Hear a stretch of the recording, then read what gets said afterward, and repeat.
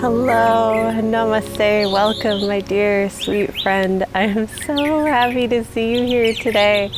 I'm outside for a change. I thought it would be wonderful, given today's topic, to be outside in nature. I'm by a beautiful little grove of palm trees and plants, and there's a beautiful mockingbird singing somewhere in the tree right up there. I wanted to continue our conversations, these conversations we've been having together about mindfulness, minimalism, how we can apply these beautiful, meaningful methods and principles to our everyday lives to not only cultivate our souls, cultivate our lives in a more mindful and meaningful way for ourselves, but to touch and bless those around us, people, animals, the environment, all of it, making the world a more beautiful place. I've lately been spending so much time thinking about how can we, in times where we see so much turbulence, so much suffering in so many ways, right? There's so much going on, so many things that as we look around, looking around us, we see despair, we see confusion, we see so many negative things that it can be easy to feel despair.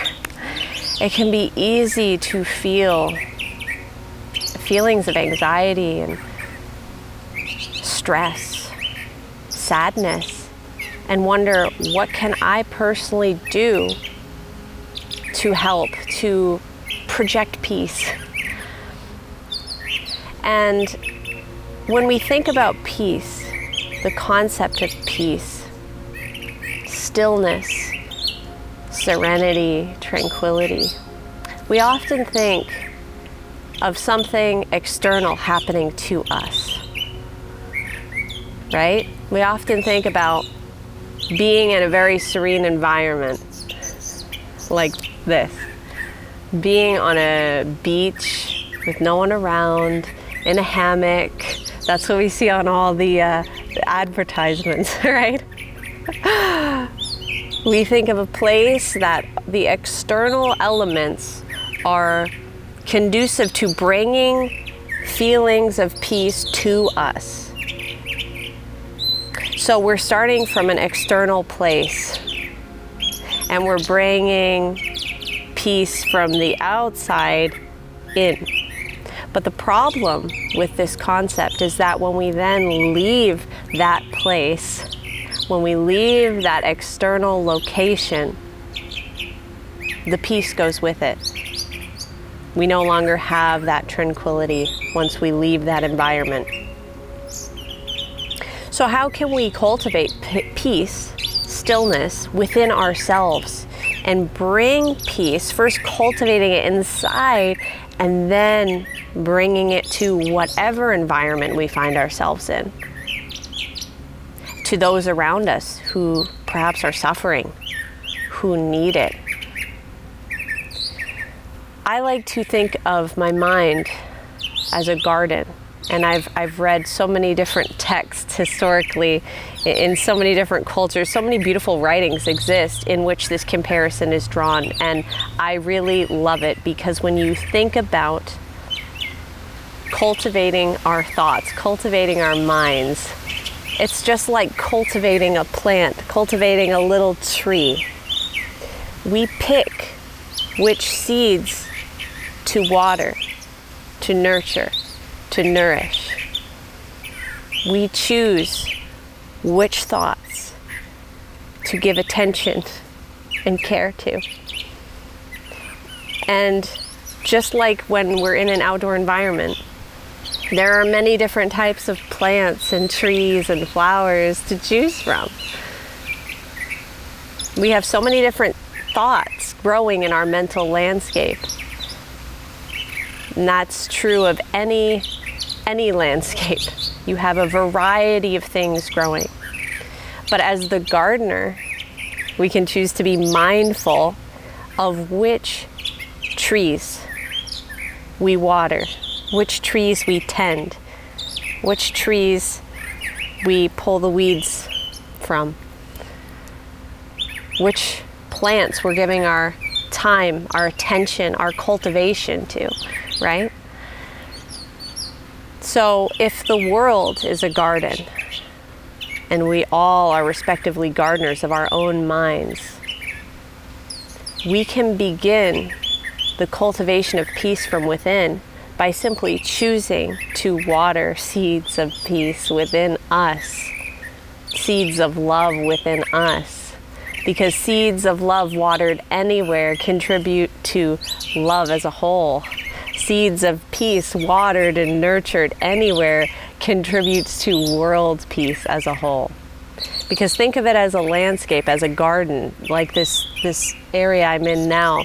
If I was to cultivate if it was a barren area, a wasteland, a wilderness, and I thought, how can I bring plants and life and green, beautiful goodness to this area, to this piece of land? I could start by cultivating my part of the garden. By cultivating my part of the garden, growing trees, growing flowers, growing vegetables and plants and wonderful, nourishing life.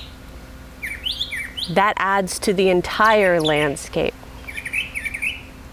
So we often talk in these very obtuse terms of world peace and peace for all of humanity, but those terms are so broad that sometimes it almost feels like we're not a part of it anymore. You know what I mean?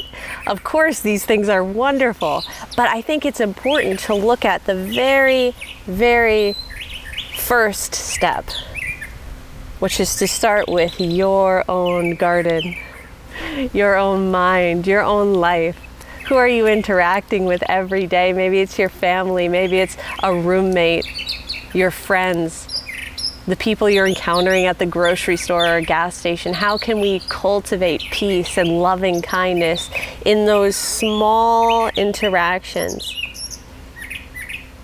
Because if we all became mindful of these small actions, these small everyday meetings, these small conversations, everything going on in our day-to-day lives, if we all became mindfully aware of that, very sensitized to that landscape within us, that environment within us, these emotional formations inside of us, we would realize, wow, suddenly, if everyone became aware of that, that would be peace on a universal level, wouldn't it?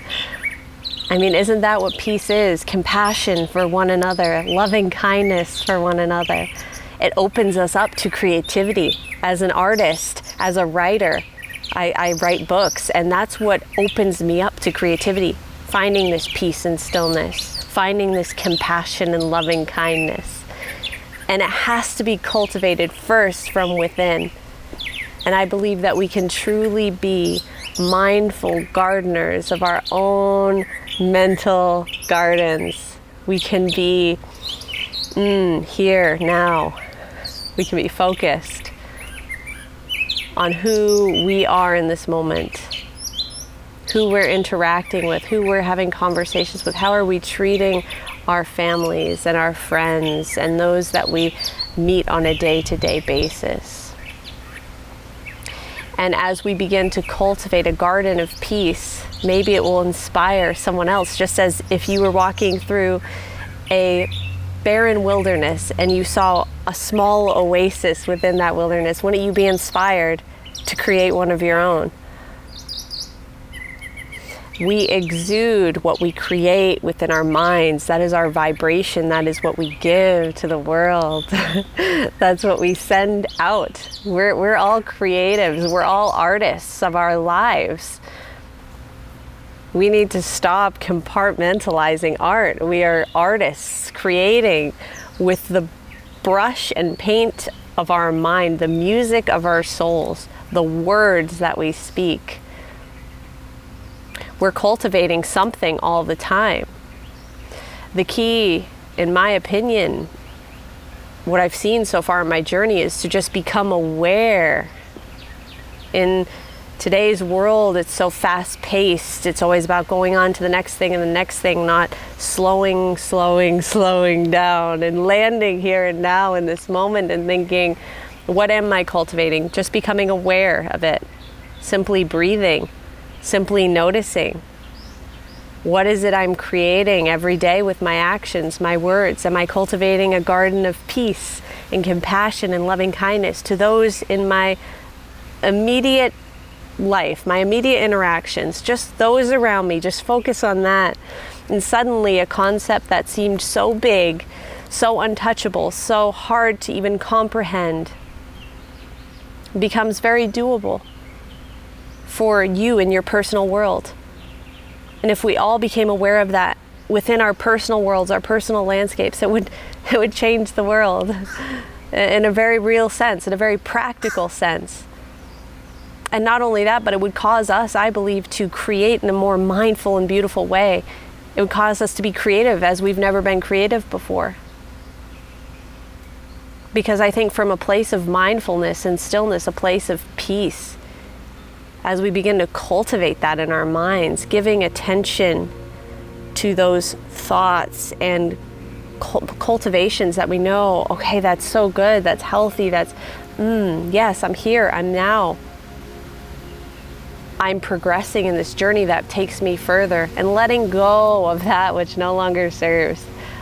Having the bravery, the courage to release our clenched fists and let those thoughts go. We can acknowledge them, we can observe that they are there, and we can let them be. We don't have to hang on, we don't have to do anything, we don't have to hold on to stuff with our own effort. We can simply be the mindful observer of our own thoughts. Like someone sitting beside a stream watching the water flow past. We don't have to stop the water, we can just observe it. It's similar with our thoughts. So I think that we can really bring peace into our everyday lives. Especially in today's world, there's so much stress, isn't there? There's so much vying for our attention. There's so much suffering. And we can often feel overwhelmed, not knowing what to do, not knowing how to help those who are suffering, or to even help those in our everyday lives or ourselves, tending to our own hearts. This is where a lot of burnout comes from. As creatives, we can feel stuck and stagnant. But if we can simply land here and now in this moment and decide with consciousness, with mindfulness, which seeds we want to water in our hearts, which trees we want to tend, we can truly begin to cultivate a garden of mindfulness, of peace, and one that will inspire others to tap into that peace that's already inside them. They don't have to go somewhere to find it. They don't have to buy something else to bring it into their lives. They don't have to take a 10-day course to cultivate it. It's already within us right now. It's already inside of us, just waiting to be aligned with. We can just step into alignment by becoming conscious of this moment and all that we have to access within us. So those were some ponderings that I had this morning, some thoughts I wanted to share with you guys. I think more than ever we need to tap into that wonderful, compassionate peace inside of us. It will not only help us to live more joyfully, freer, that sense of beautiful freedom and wonder, but it will help us to create in more beautiful ways than we could possibly imagine. I hope that this message reaches you in a positive way. I hope you enjoyed it. I would love to hear your thoughts below. If you feel like sharing your own beautiful, unique journey with me, I'd love to hear your guys' thoughts. It means so much to me to be able to interact with you in the comments. Share this video with someone you think might benefit from it, that it might reach them in a positive way. I wish you so much joy in your journey, my friend, and I look forward to seeing you in the next video. Until then, namaste.